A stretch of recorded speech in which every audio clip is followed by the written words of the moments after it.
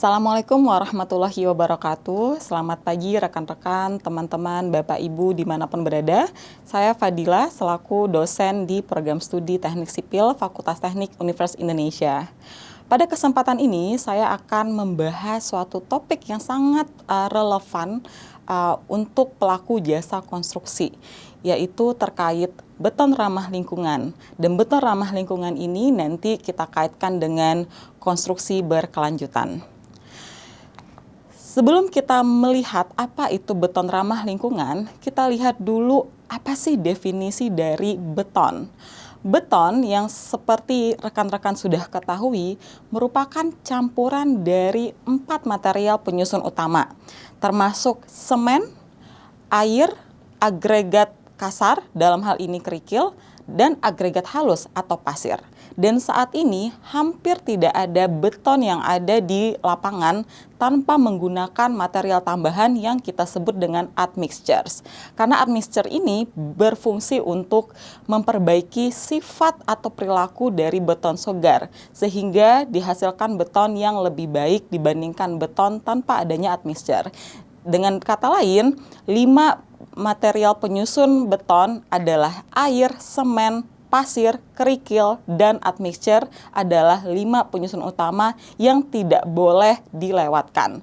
Namun, ketika kita berbicara beton, ada istilah lain yang saat ini masih banyak ditemukan misleading di kalangan pelaku jasa konstruksi, khususnya oleh para buruh.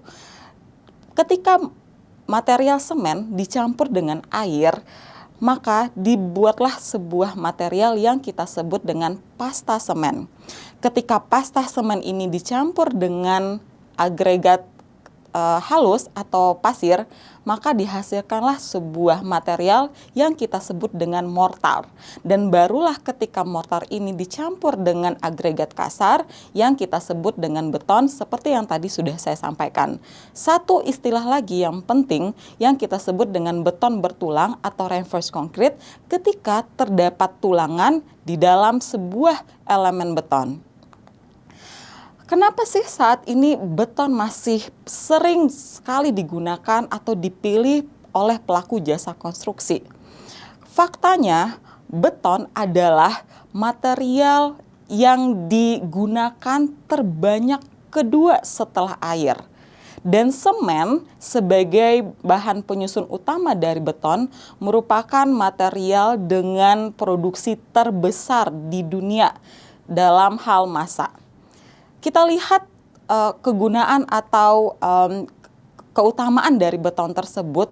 Jadi material beton ini kenapa sih sangat sering digunakan? Selain karena bahan penyusunnya mudah ditemukan, ya, bahkan di setiap negara pasti memiliki bahan penyusun beton.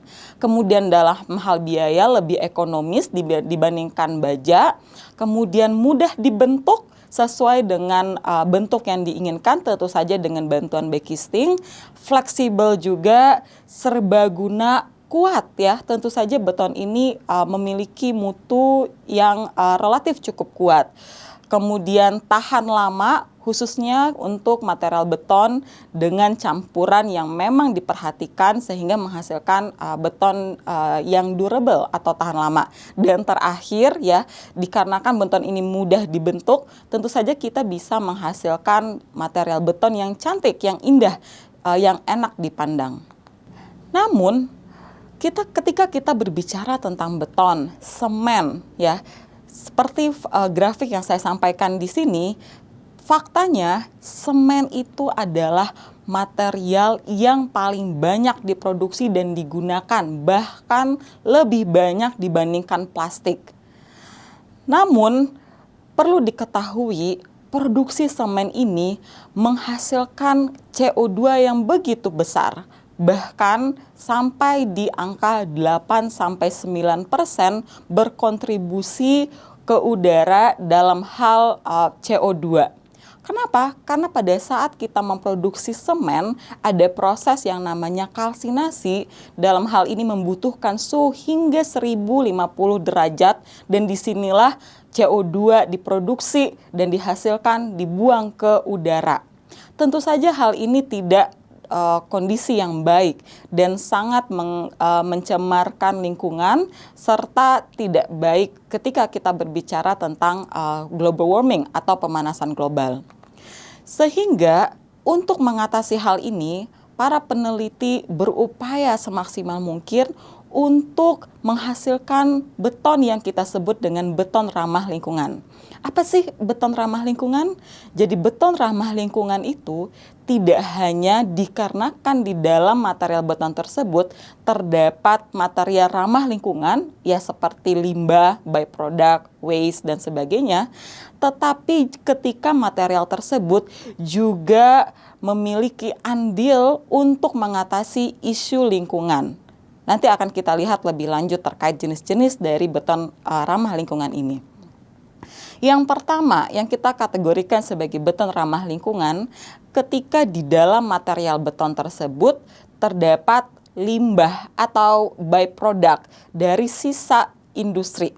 Misalnya saja di sini kita bisa melihat adanya jenis material seperti slag, fly ash, silica fume yang sering sekali digunakan khususnya juga di Indonesia. Dan faktanya dalam hal ketersediaan jumlah material ini memang sangat masih mudah ditemukan. Khususnya di sini kita memiliki banyak PLN ya, dan dalam hal ini masih menggunakan batu bara sehingga banyak sekali menghasilkan material seperti fly ash dan bottom ash, dan ini sangat bisa kita gunakan untuk menggantikan semen.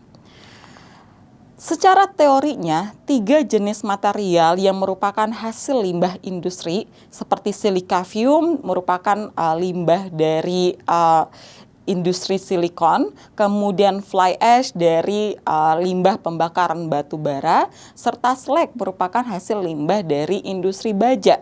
Ketiga jenis material ini dalam hal pembuktian di penelitian juga di lapangan terbukti dengan menggantikan beberapa persen material, bahkan sampai 70% semen digantikan oleh slag, mampu menghasilkan jenis material beton dengan sifat atau perilaku yang sama dengan semen yang dengan beton yang menggunakan 100% Portland semen.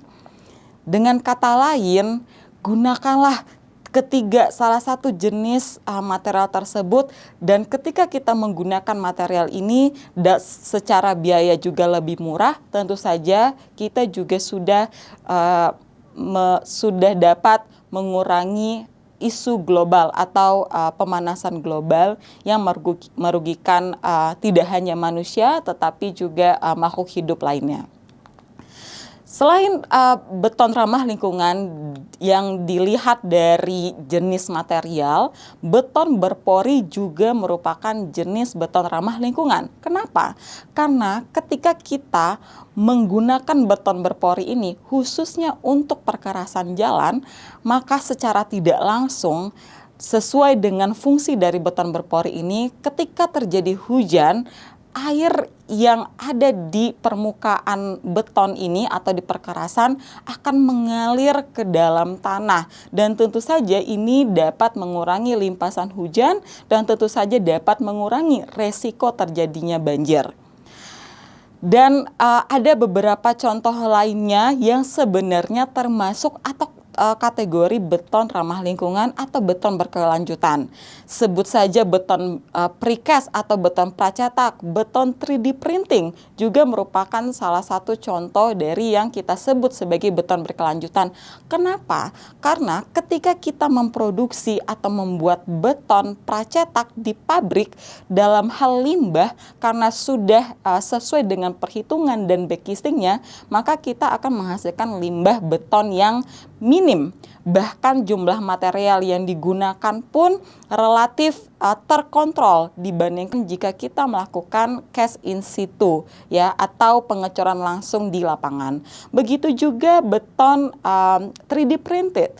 Kenapa? Karena menggunakan beton 3D printed ini yang sama halnya dengan beton pracetak, kita juga sudah menghitung secara akurat berapa kebutuhan semen, kemudian dihasilkanlah beton dengan dimensi atau backcasting yang sudah dirancang sebelumnya, sehingga limbah yang dihasilkan dalam produksi beton ini lebih minim atau dibandingkan dengan ketika kita melakukan pengecoran beton secara tradisional.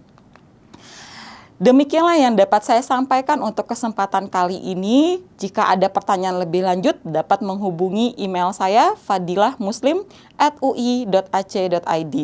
Terima kasih atas perhatiannya. Sampai berjumpa di video berikutnya. Terima kasih.